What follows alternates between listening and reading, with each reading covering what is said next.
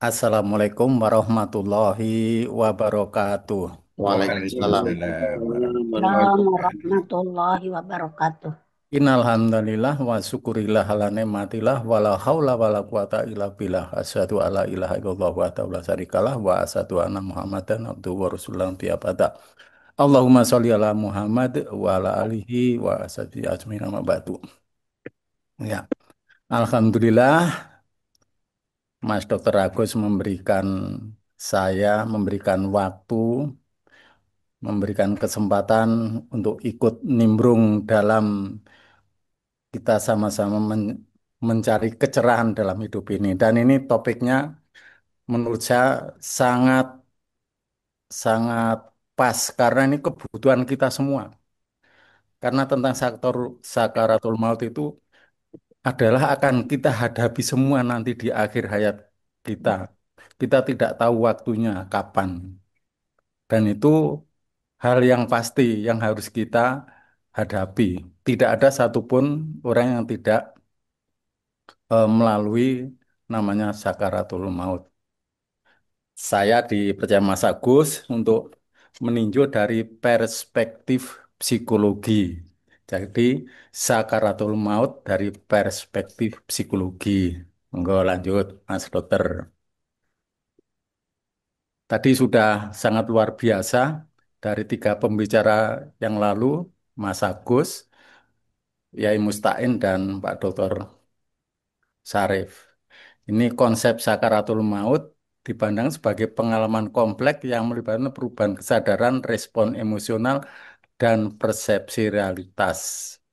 Fenomena ini mencakup respon psikologis terhadap perubahan fisik seperti pengalaman near death experience.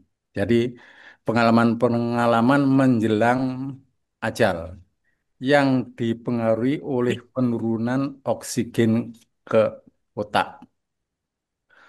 Proses ini melibatkan tahapan emosional seperti penolakan, kemarahan, tawar-menawar, depresi, dan akhirnya penerimaan yang mirip dengan tahap berduka yang dijelaskan oleh Elizabeth Kubler-Ross.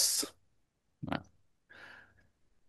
ini ternyata pengalaman psikologis yang dialami di NDE, jadi menjelang ajal, dapat muncul saat mendekati ajal, seringkali dipicu oleh penurunan oksigen dan peningkatan karbon dioksida di otak.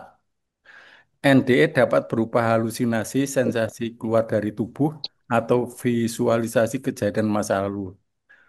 Perubahan kesadaran waktu dapat hilang, dan realitas dapat terasa tidak jelas atau berbeda dari biasanya. Ini apa ya sangat berhubungan dengan yang disampaikan Dr. Agus dengan keahliannya di tinjau dari segi kedokteran. Kalau ini tinjauannya dari eh, psikologi kognitif dan dari neuroscience. Jadi di psikologi juga eh, dipelajari hal-hal yang demikian, termasuk eh, fisiologi otak dan sebagainya itu juga dipelajari.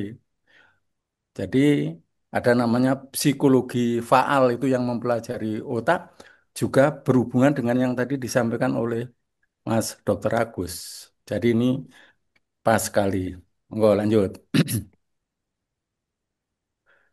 Pengalaman psikologis lanjutan adalah ada tahapan emosional.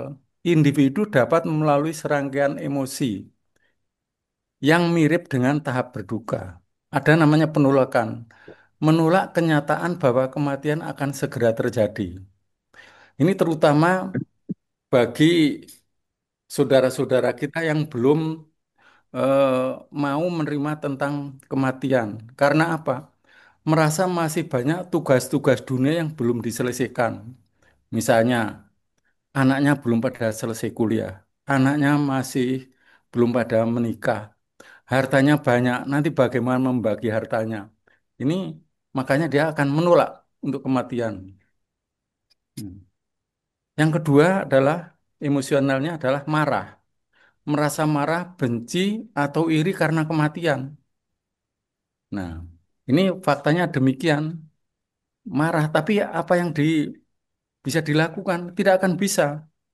Usahanya hanya tawar-menawar, berusaha menunda kematian dengan berjanji untuk berubah atau lebih baik jika diberi waktu tambahan. Ini kalau di dalam Islam kan ada, berilah ya Allah, saya hidup untuk mungkin 1 menit, mungkin 5 detik saja untuk saya berbuat amal yang baik, untuk saya menginfakkan semua harta saya.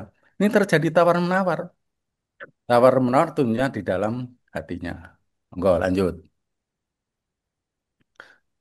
Selanjutnya adalah depresi, merasa sedih dan kehilangan, serta menolak interaksi sosial. Ini kadang-kadang terjadi orang yang sudah menjelang ajal itu tidak mau ketemu sama orang. Misalnya ditunggui juga tidak mau, orang disuruh pergi. Ini akan terjadi. Ini pengalaman-pengalaman dari kehidupan kita bisa melihat di orang-orang kita. Bahkan orang yang dekatmu disuruh pergi. Penerimaan akhirnya menerima kenyataan kematian. Seringkali disertai dengan perasaan damai atau pasrah. Nah, kalau penerimaan itu bagi orang-orang yang eh, sudah menyadari akan adanya kematian, bahwa kematian itu tidak bisa ditunda sedikit pun. Makanya dia akan menerima dengan baik. Nah, ini faktor-faktor pendukung dan kesiapan. Jadi orang untuk meninggal itu faktor pendukungnya ada dukungan sosial. Interaksi yang tulus dengan keluarga dan teman dekat sangat penting untuk memberikan dukungan mental dan emosional. Ini perlunya komunikasi terbuka tentang kematian dan perasaan dapat membantu individu menghadapi akhir hidupnya. Fokus pada kekuatan dan makna. Mengalihkan fokus dari kondisi fisik ke kekuatan dan makna hidup dapat membantu persiapan mental. Jadi hal-hal ini penting sekali. Jadi kehadiran keluarga, kehadiran saudara itu penting untuk dukungan sosial. Dan harus disadarkan bahwa memang semua orang akan demikian. Dan kita hanya menunggu waktu. Bersyukurlah misalnya mempunyai anak-anak yang sehat, mempunyai anak-anak yang baik, yang sudah bekerja. Ya kita sudah bisa melepaskan begitu. Kita harus bisa melepaskan saudara-saudara kita, harta kita yang banyak, kita tinggalkan mudah-mudahan menjadi amal. Ya kita bimbing, kita komunikasikan dengan cara-cara yang baik. Monggo. Catatan penting. Pengalaman sakaratul maut bervariasi antar individu, termasuk anak-anak yang mungkin menghadapinya dengan cara yang lebih intuitif dan kreatif. Ini ada orang yang ya memang apa ya menerima kenyataan dengan apa adanya, maka dia kembalikan. Pengalaman ini tidak selalu dapat diprediksi, namun dukungan psikologis dapat membantu individu dan keluarga menghadapinya.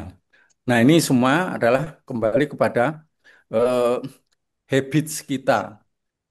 Kalau habits kita itu tidak pernah membaca, la ilaha illallah, bagaimana kita mau bisa dipancing untuk mengatakan meskipun sudah ditempelkan di telinga.